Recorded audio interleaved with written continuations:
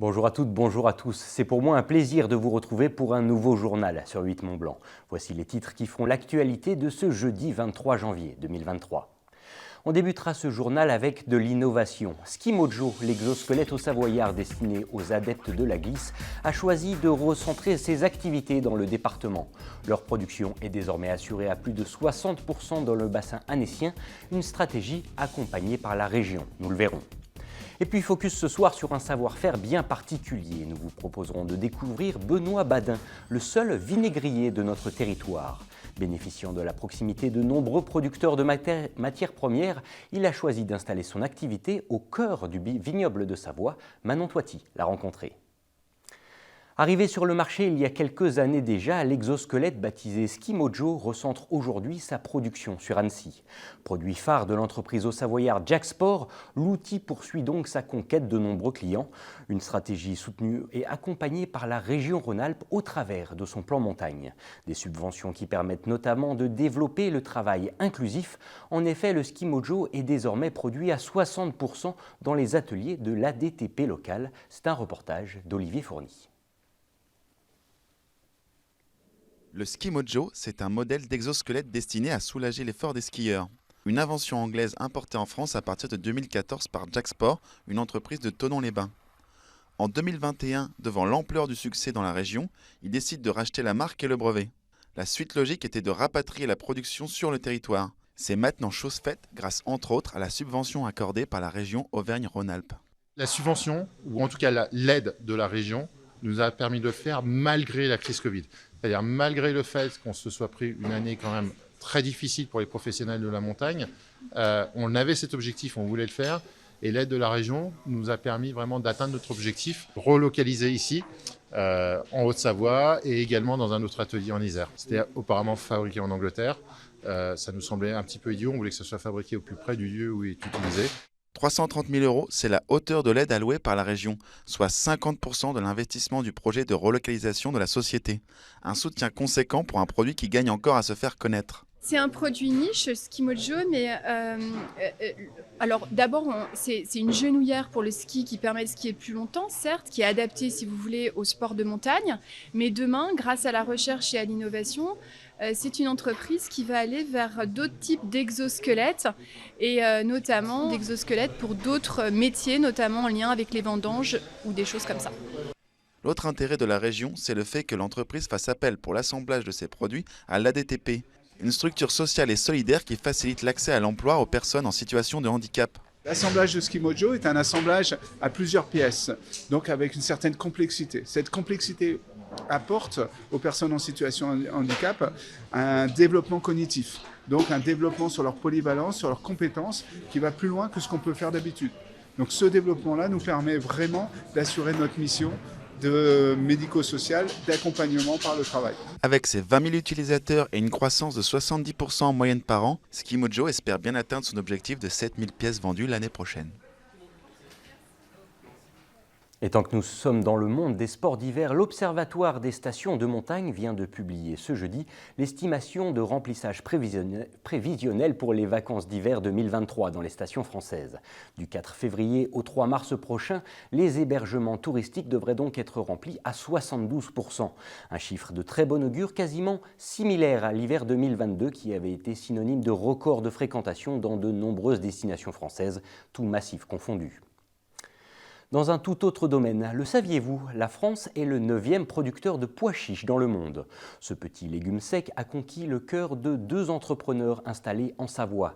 Paul et Jérémy viennent en effet de lancer leur marque de biscuits apéritifs fabriqués à base de pois chiches. L'idée a germé au cours du 2e confinement alors que leur restaurant chambérien proposait des plats à emporter. Victoria Lopez a voulu en savoir plus sur les créateurs de ces chips peu ordinaires. On regarde son reportage. Ils ont l'apparence de petits biscuits ordinaires bien connus des adeptes de l'apéritif. Ces biscuits soufflés de leur nom officiel sont fabriqués à base de farine de pois chiches. Ils ont été imaginés par Paul et Jérémy, co-gérants d'un restaurant dans la zone commerciale de Champ-Nord. Moi j'utilisais vachement déjà la farine de pois chiches pour faire des gâteaux, etc. Et on a fait des tests en fait avec des petits sablés apéro avec de la farine de pois chiches. Et parce qu'on savait que c'était déjà mieux pour le corps, etc. Et en plus que ça marchait bien, quoi. Et du coup, on a fait plusieurs tests, etc. pour arriver finalement à ce curly, donc le premier biscuit apéro qu'on a sorti là, il y a 2 mois et demi, quoi. Version salée, oignons, paprika, tomates, herbes de Provence. Ces paquets de 70 grammes sont distribués dans une centaine de points de vente en pays de Savoie. D'autres chips verront bientôt le jour, toujours à base de pois chiches. Une légumineuse chère aux 2 amis. On a un produit qui est bio, sans gluten et vegan, mais qui a également, grâce aux pois chiches, toutes les allégations allégées en matières grasses, riche en protéines et source de fibres. Ce qui nous permet en fait d'avoir un produit qui est beaucoup plus sain que la tendance du marché, typiquement sur l'apéritif. Et l'idée en fait, c'est de substituer les produits à faible valeur nutritionnelle, comme la farine blanche ou comme d'autres produits, par justement le pois chiche en farine, mais sur les prochains produits en flocons ou en petites billettes soufflées, des crisps, pour pouvoir en fait justement utiliser toutes les vertus du pois chiche en fonction en fait des aliments. On ne peut pas utiliser que de la farine de pois chiche parce que sur certains produits, ça ne fonctionnerait pas de la même façon que sur les biscuits apéritifs. Les pois chiches utilisés sont français et les petits biscuits sont fabriqués en Ardèche. Les bureaux de la toute jeune marque sont situés au sous-sol du restaurant, géré par les 2 entrepreneurs savoyards d'adoption.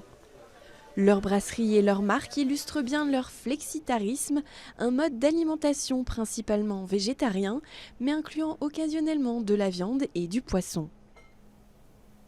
Un portrait atypique à présent, celui du seul vinaigrier des Deux-Savoies et qui fait du 100% local. Suite à une reconversion professionnelle, Benoît Badin s'est installé il y a quelques mois à La Biole.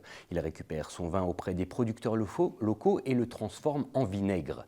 Tantôt rouge, tantôt blanc, ces produits déjà bien connus de nombreux clients ont notamment été repérés par des négociants en grande surface présents sur nos 2 départements. C'est une rencontre vinaigrée signée Manon Toiti. On pourrait presque dire qu'il est tombé dans le vinaigre par hasard. Benoît Badin était chef de projet dans l'énergie hydroélectrique. Il voyageait beaucoup et souhaitait retrouver du sens dans sa profession. L'idée de sa reconversion en tant que vinaigrier est arrivée quelque temps après, un peu par surprise. La vraie histoire, c'est qu'en fait, j'ai eu le flash en finissant une bouteille de vinaigre un soir de juillet 2021 et s'en est suivi un petit éclat de rire et en se disant « Ah, je crois que j'ai trouvé ». Et puis, depuis, j'ai déroulé la pelote et me voilà. Tout ça est né d'une grande prise de conscience de nos enjeux climatiques et du fait qu'on n'était pas du tout, pour le coup, là, en train de s'aligner sur ce qui était nécessaire.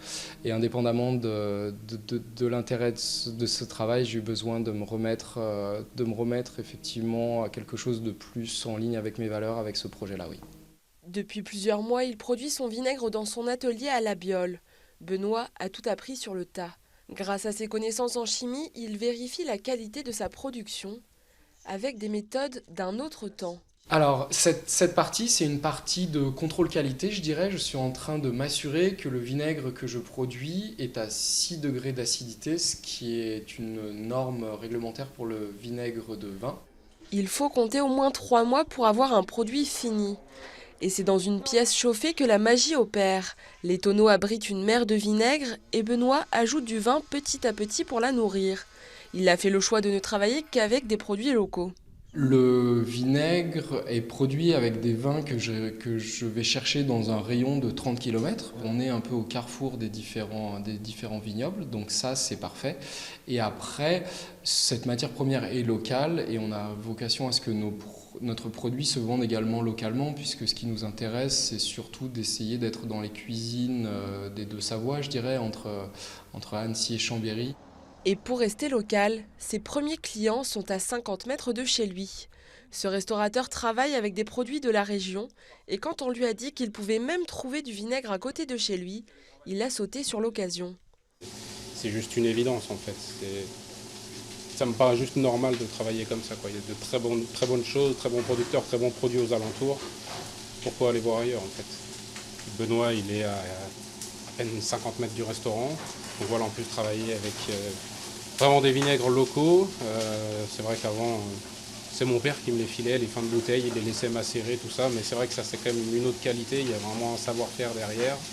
Et on sent quand même vraiment une différence au niveau du goût, des recettes, du travail en tout cas. Benoît espère pouvoir produire jusqu'à 15 000 litres de vinaigre par an. Son produit se trouve déjà en tête de gondole de plusieurs grandes surfaces aux alentours. Et pour une fois, espérons pour lui que le vin tournera au vinaigre. Et puis un dernier mot en bref, nous l'avons appris cet après-midi, la Fédération internationale de ski vient de donner son feu vert au comité d'organisation des championnats du monde de ski de Courchevel-Méribel. Au terme du fameux contrôle de neige organisé sur les pistes de l'Éclipse et du Roc d'Enfer ce mercredi 25 janvier, la FISA se dit satisfaite de l'enneigement du site. Un signe de très bon augure à 12 jours seulement du début des compétitions. Et c'est déjà la fin de cette édition. Merci à toute l'équipe. Juste après ce journal, vous retrouverez la météo de Thierry Paulme, puis l'aparté de la rédac présenté par Sébastien Germain, qui reçoit ce soir les organisateurs du festival Variations Classiques. Demain, exceptionnellement, vous retrouverez une édition tout en images dès 18 h. En attendant, je vous souhaite une très belle soirée avec nos programmes.